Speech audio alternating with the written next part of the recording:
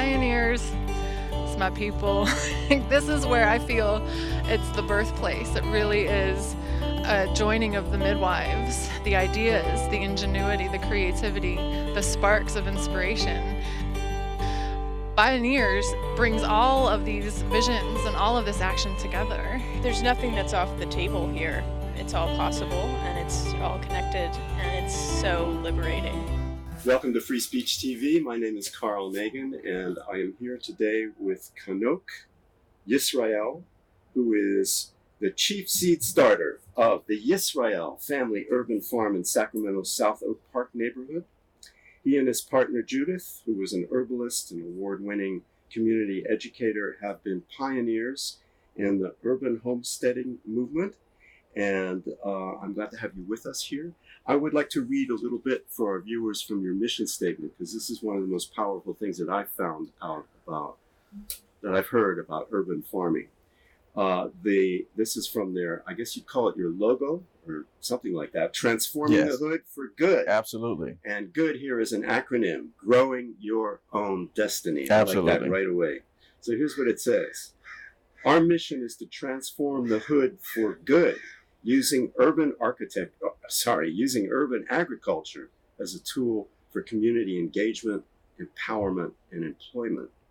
With a single seed, not much bigger than the period at the end of this sentence, we hope to rebuild and restore South Oak Park to a healthier place where all families have equitable access to the resources they need to thrive.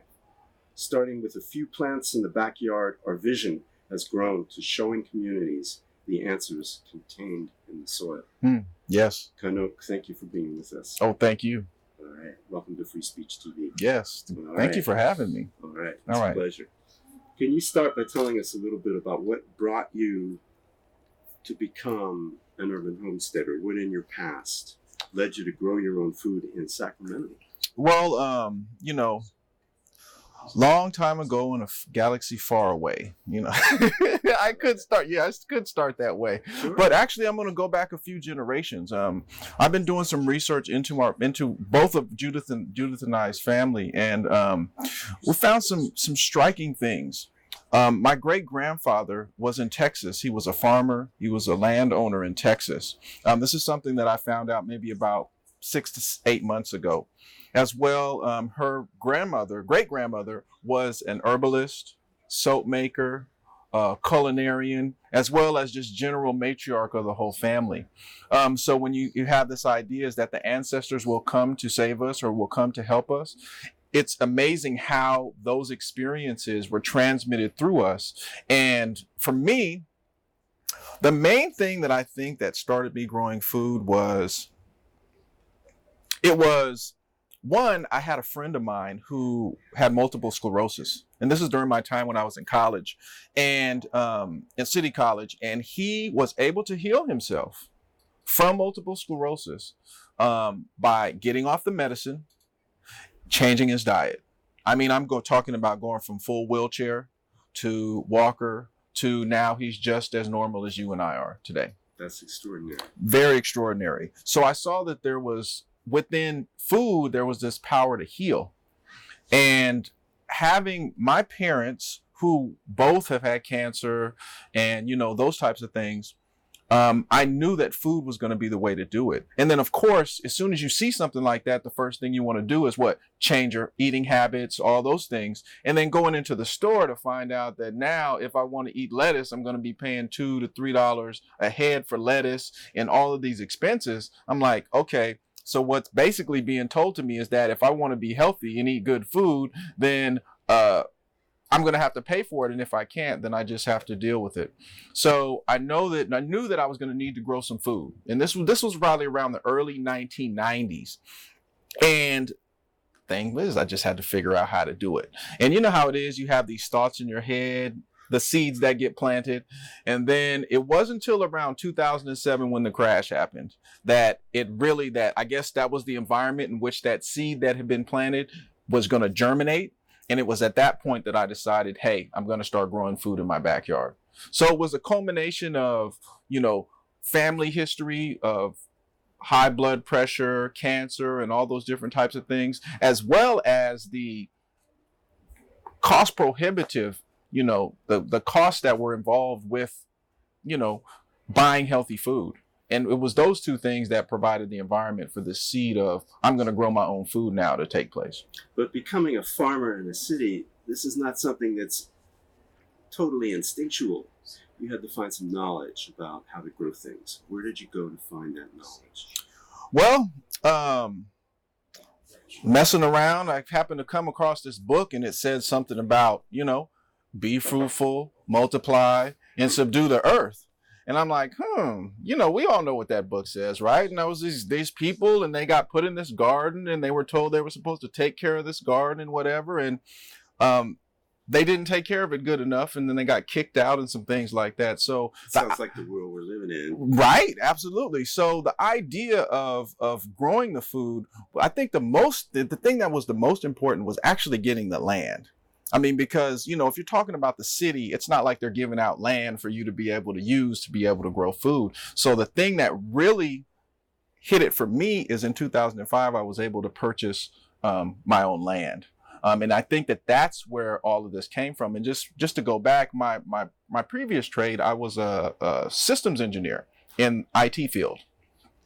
So, I was able to make a considerable amount of money, but I still had this land. But, I used to pay somebody to take care of it, cut the grass, all that. I'm not going outside, that type of thing. I'll pay somebody to do those things. Like I said, and then 2007, it was like, okay, I'm here and I'm ready to do this and I'm ready to make this happen. So there's always been this desire. And even my dad, I got all kinds of stories, but my dad, he used to grow food. And I just recently found a picture of him, 1986, right? Where he had a picture of this big tomato in his hand, and he was looking so happy. And I also remember he used to go do things like, you have those wild greens that would grow in the fields. He used to take me and a couple of my other friends, we used to go to the fields and actually pick those greens and eat them. And at that time, I didn't want to go. I was like, Dad, what are we going over here for? I mean, I don't want people to the grocery store. Yeah, we should go to the grocery store. And I'm like, I don't want people to think we're poor, because I connected growing your own food or going into a field to forage with poverty.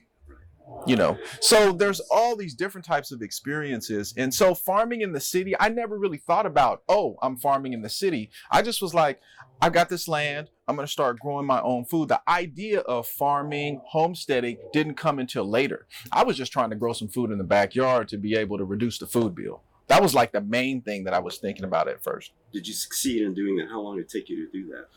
Well, first of all, how big a farm you got? How big? Our main place where we live is a half an acre. And then, of course, there's across the street from us is a closed school. And that closed school, when it was going, had a 9,500 square foot demonstration garden. And so when that school closed, we were able to work with the school district. And now we're the stewards of that land. So you put it all together, it's somewhere about 3/4 of an acre that we have that's going on there. And what are you growing in it? Oh, you name it. Anything from, carrots, squash, tomatoes, peppers, eggplant, greens, root crops. We got about 40 fruit trees.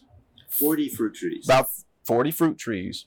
So do you connect with farmers markets with what you're growing? Sometimes we'll do a farmer's market, but when you're a small operator, and this is something we found out, these are some of the lessons learned.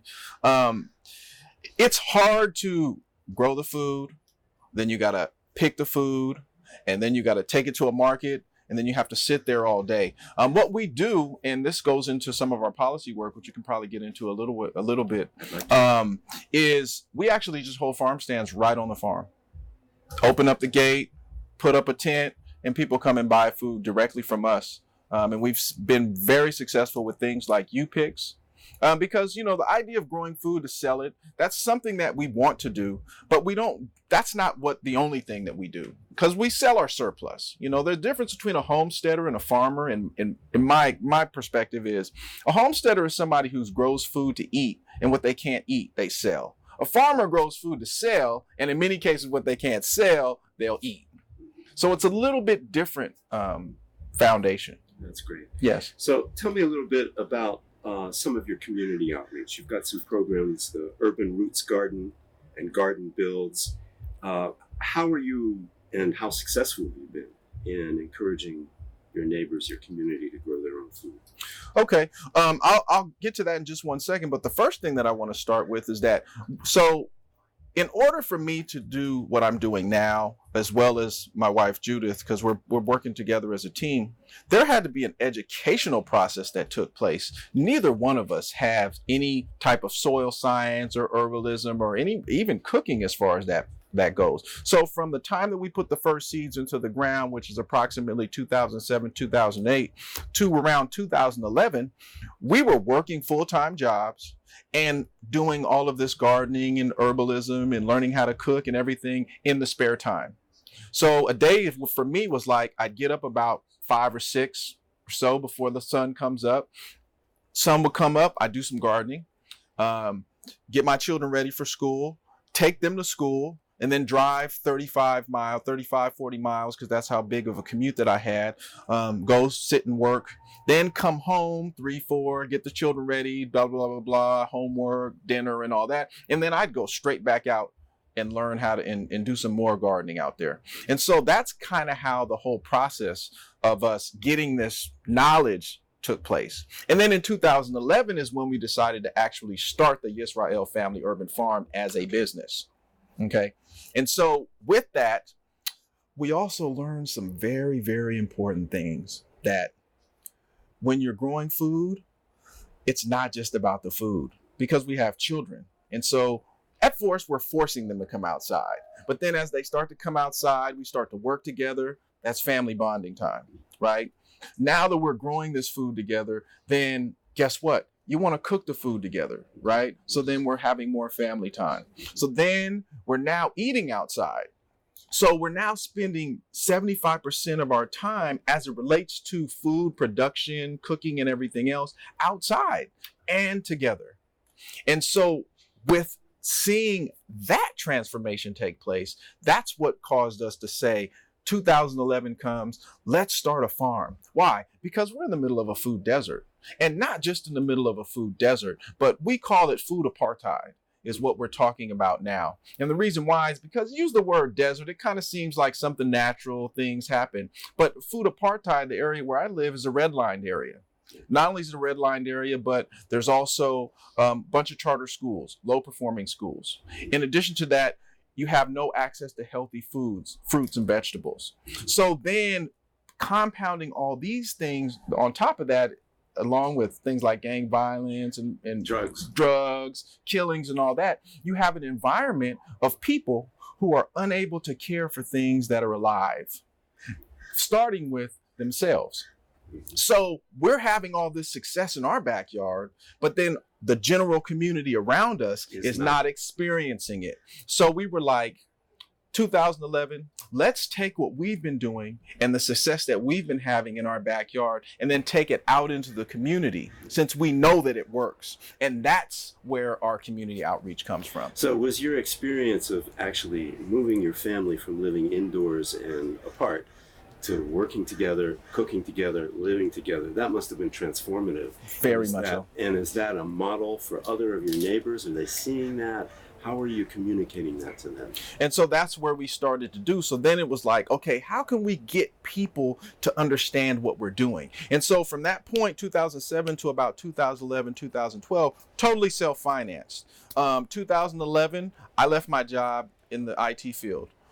And about 2012, Judith left her job too as well. So this is all in now. We're all in now. So you get, I guess they say that thing where you jump off the thing and jump off of the ridge and then build a parachute on the way down. So we're all the way in. So we're figuring out what we can do. And luckily, we were able to come in contact with a group called the Healthy Food for All Collaborative in Sacramento. And they had some grant funds from an endowment in California where they were looking at building healthy communities. What are the components that make up a healthy community? And one of those things was food access. So in being able to get into that space, we then started to receive funds to do some programs. And that's where like the Urban Roots Garden Builds and those things come along. So to talk about that, the Urban Roots Garden Builds is really the idea of teaching somebody how to fish, right? So we'll go and we'll, people will apply, we'll talk to them, whatever. But the process is we will actually put a garden in your yard for you at no cost. And so the way that this works is that we'll come over, we bring all the tools. We also have people from the community come and help. So it's not just we're just putting a garden in the backyard. We're connecting people in the community with each other, building that community. Some people have come out. It's the first time that they've ever built a garden. Sometimes put their hands in the soil, planted a plant. And so you've got all this transformative work going on, all within the space of 5 or 6 hours. So it's not, so when you think about farming and growing something, it's like, 6, 8, 10, 15, 20, 30 weeks. But from 9 a.m. to 2 p.m., we come in, we take a flat piece of ground, just like what we have here. And you've got now a garden there. We eat lunch together. And then all of these people connect with each other. I want to go to a little micro level here. Sure. How do you deal with the problem of pollutants in urban soil? Well, so what we do is, for most of the time that we've been doing these garden builds, we were actually in a partnership with UC Davis, where they were able to send out some of their students, and they had equipment that was able to test for lead, because we know lead is a big deal. Nowadays, what we'll do is we'll either sign a waiver or we'll actually get the soil tested, depending on what the resident may want to get done. So that's how we deal with that. And of course, when you're talking about lead, you're talking about paint. Many of the gardens are not close to the house, so we kind of have them out a little bit. And we do our own we'll dig up some stuff, just kind of making sure that there's not a whole bunch of things in there. Because when you're in the urban environment, no telling what you may find in the soil. That's right. So we do our due diligence as much as possible to make it as good as possible. What are some of the other programs that have been launched or have grown and evolved out of this? Project Good or any of the other ones you care to talk about? So the three main things that we do, actually there's four. Herbalism is one of those too, but the three main things that we do are the Urban Roots Garden Builds. We do another one that's called Edible Education, right? So when we were first starting, we were so green. We were so green, and you had this very idealized situation how we were just like, yeah, you just give people some food and they'll figure it out and all these things. So we set up this farm stand in another food desert area in Sacramento. And we had all this wonderful produce, organically grown, everything looks great. But we happened to be sitting where there's a 7-Eleven. There was another chicken place, I think, in the same place. And we're sitting out there for 2 hours and people are walking right past us, right? Bam! I'm like, hey, we got fresh produce. I know you want it, right? And they're like, no. Now, KFC, fried chicken, I try to have a conversation about a big gulp. I'm like, what's in the big gulp? He's like, yeah, it tastes good. So, but then something happened, and then this is how we started this other program is somebody came to buy some produce. Well, she was there. I was like, okay, we're ready. Man. So she looks around, she says, kale? I don't even know how to prepare that. What is this? What is the kale? What is the eggplant? All these different vegetables. There's no way that I don't know how to prepare them. And of course, if I take them home and prepare them for my children, they don't like it, then it's wasted food. So it was at that point that Judith was like, you know what? We should start doing edible education. And so from that, it was, okay, now you've grown the food, you've got this food, then how do you prepare it healthy? How do you prepare it easily? And how do you prepare it in a way that it has taste so that everybody's going to like it?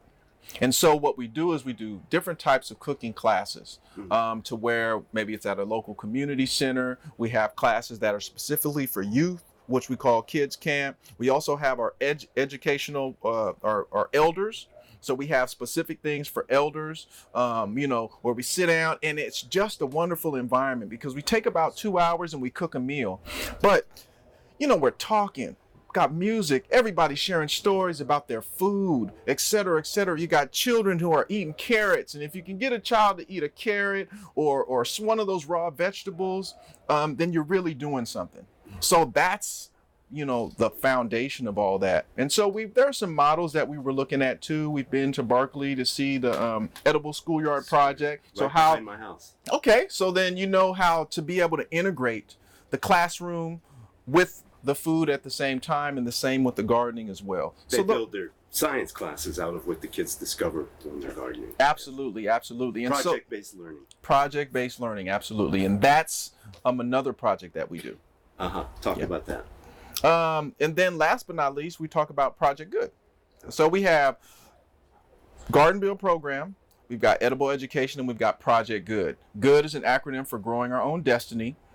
And what we do is we spend a summer with young people, and we spend 100 hours, 9 to 5, all plant-based, no meat involved. So not only many of these meals they're helping to make. They get an introduction to everything from starting seeds to transplanting to soil science and bed preparation, composting, looking at how the whole entire cycle takes place. So we talk about all that, and we go on field trips. We go places like UC Davis. We went to the Bee Sanctuary. We've been to the Bay Area, if you're familiar with a place called Spiral Gardens in the Bay Area, but they've got a bunch of free classes that they have. So really starting to get them involved in what food is about. And then we follow that up with saying, okay, here's why you don't have it in your neighborhood.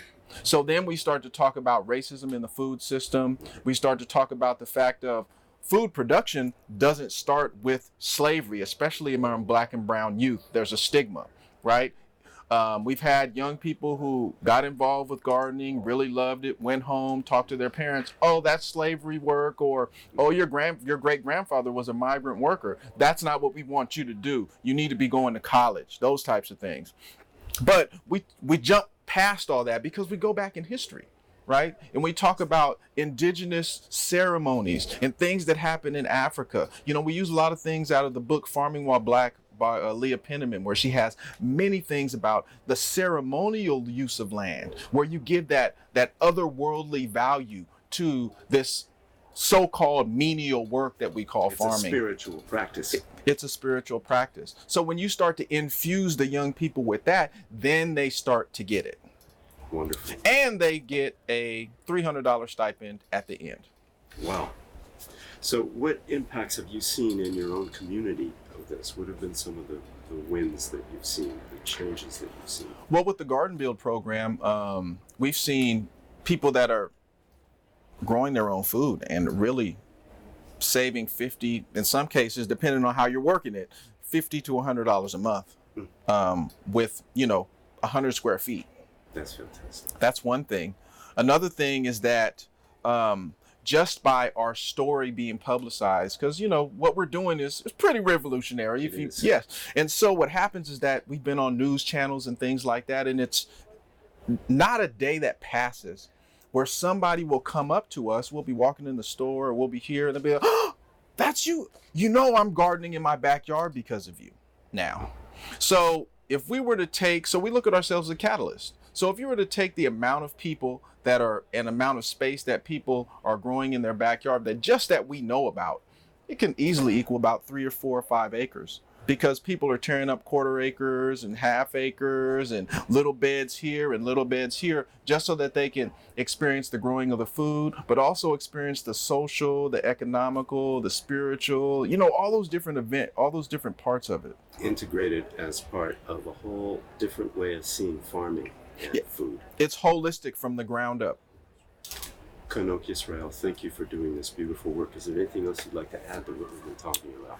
Well, and how do people find out about what you're doing? Okay, I'll take the first one. I'll take the first one, and then I'll go into the second. Please. So, one thing about urban farming that we do want to talk about is that many times you think that urban farming, it's this big new thing that people are doing. It's not. It's very old. In fact, if you go all around the world, urban farming or farming in the city or farming very close to where people live in that types of areas is how most of the world is eating, right? So it's not a new thing, it's not a fad. But then at the same time, if we don't also deal with the power, and we don't also deal with the land ownership piece, where you're actually now empowering people to own their own land, to own their own food systems, then this whole idea of urban farming is not going to work, or it's going to be reserved for people that, you know, have capital, which is usually not the people in Black and brown communities. So what it is a catalyst